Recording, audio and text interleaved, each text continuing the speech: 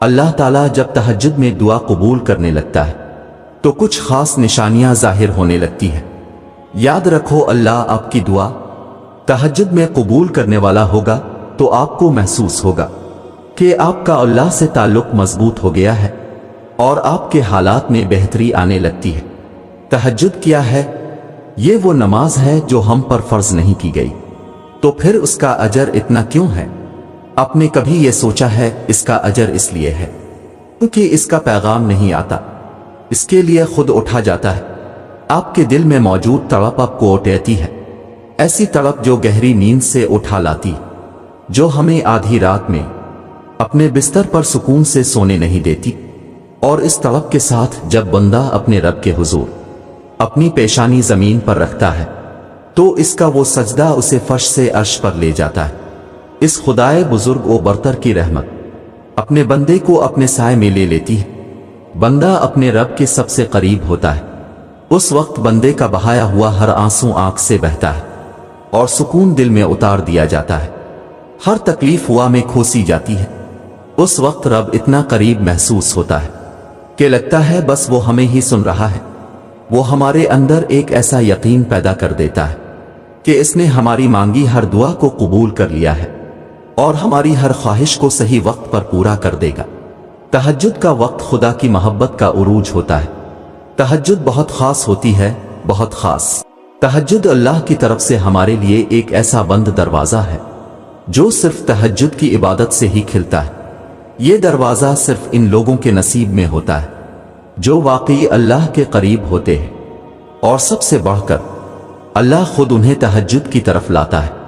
رہتا تو وہ خدا ہر طرف ہے، پر تہجد میں خاص سیاہ کالی چادر کے پیچھے رات کی اندھیری میں صرف وہی لوگ اللہ کو دیکھ پاتے ہیں جس نے اللہ سے بے پناہ محبت کی ہو۔ اس وقت اللہ اور آپ کے درمیان ہونے والی گفتگو، آنسوں سے بھری ہچکیاں، دل میں کی گئی باتوں کی آوازیں صرف اللہ کے سوا اور کوئی نہیں سن پاتا۔ اس وقت تہجد کے سجدے میں نہ تو سر اٹھانے کا دل کرتا ہے اور نہ ہی آسمان سے نظر ہٹانے کا۔ اور اگر ایسا ہو جائے کہ کبھی اسی دوران تمہاری اللہ سے تہجد میں ملاقات ہو جائے اور وہ تمہارے روبرو آ جائے، وہ منظر تمہارے لیے معجزہ سے کم نہیں۔ تہجد پڑھنے والوں کے لیے معجزے غیب سے اتارے جاتے ہیں۔ رات کی تاریکیوں میں جب کوئی شدت سے اللہ کو پکارتا ہے تو سارے عرش والے اس کی جانب متوجہ ہو جاتے ہیں۔ پھر اللہ فرماتا ہے، کہو کیا مانگتے ہو، کہو کیا فریاد لائے ہو، کہو کیوں رو رہے ہو اے دن بھر مسکرانے والے۔ پھر جب تم اپنی عرضیاں اسے سناتے ہو اور اس کے روبرو سجدے میں گر جاتے ہو تو وہ حکم دیتا ہے ان دعاؤں کی قبولیت کا جن کے جواب تمہیں لگتا تھا کبھی نہیں آنے والے۔ پھر وہ تم سے کہتا ہے، لو بھر دیا دامن تمہارا، یقین کی جھولی پھیلانے والے، کن لکھ دیا گیا ہے۔ اب میں تمہارے نصیب میں مان گیا ہوں، میں مان گیا ہوں تم سے، مجھ کو منانے والے۔ تمہیں لانا تھا مجھ تک یہ امتحان تو بس تھے بہانے۔ تہجد میں کچھ تو خاص ہے، تبھی میرے اللہ نے اس کو اتنی فضیلت والی عبادت کہا ہے۔ کچھ تو خاص ہے، تبھی اللہ اپنی اس عبادت کے لیے پہلے آسمان پہ آتا ہے۔ کچھ تو خاص ہے، تبھی اللہ کسی کسی کو چنتا ہے، جس کو چن لیتا ہے پھر اس کے لیے معجزے کرتا ہے۔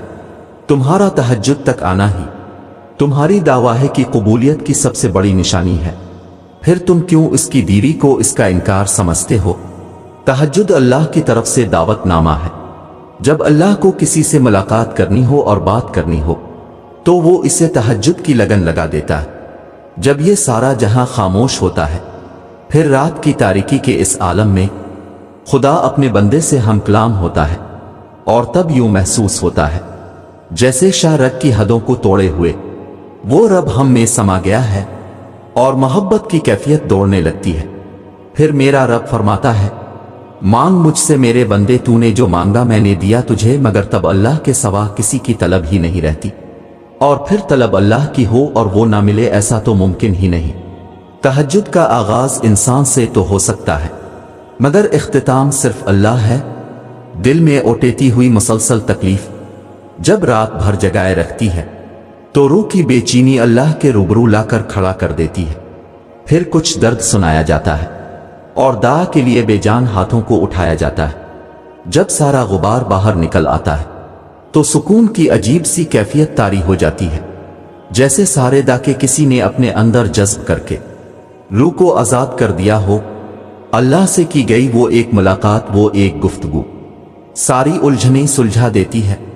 پھر مجازی ڈاکے نہیں بلکہ حقیقی محبت سونے نہیں دیتی، پھر رات کی نیند اچھی نہیں لگتی، پھر بس اللہ سے ملنے کی طلب رہتی ہے، پھر دنیا کی خواہشیں ختم ہو جاتی ہیں اور عرش والے کی لت لگ جاتی ہے۔